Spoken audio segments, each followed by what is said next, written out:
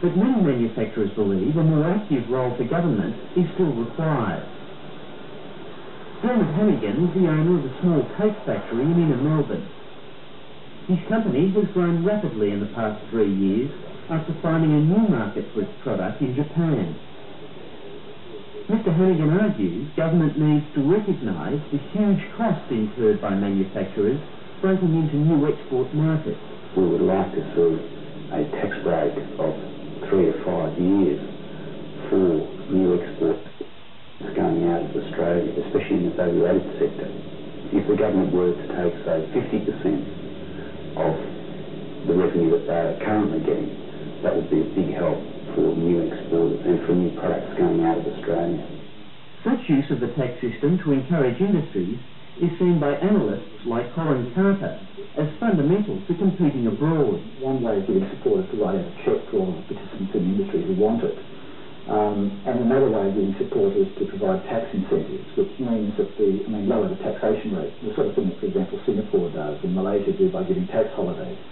But like many small firms, the Cheesecake factory has found it hard to even find the finance to bankroll expansions into such new markets. That lack of finance is definitely strangling small manufacturers. The government should also be speaking with the financial institutions and advising them on how they can help to facilitate the needs of business. Again, it needs to be a three-way partnership between government, business and the financial sector. In 1991, the Cheesecake factory was given a $92,000 grant by the Victorian government. The money was used to purchase a cutting machine, which was vital to satisfying the needs of its new Japanese customers.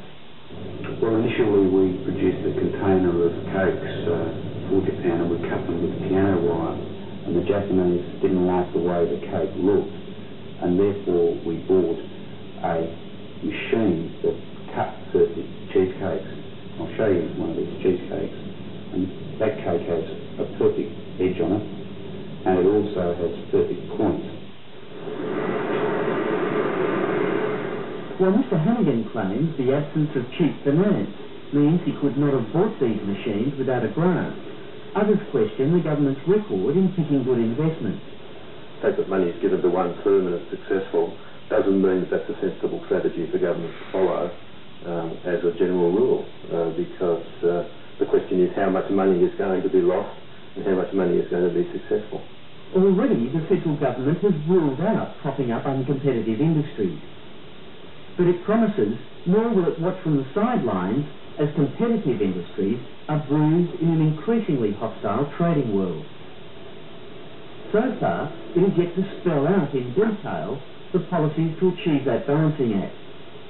The outcome could decide whether Australian business will cut it in international markets.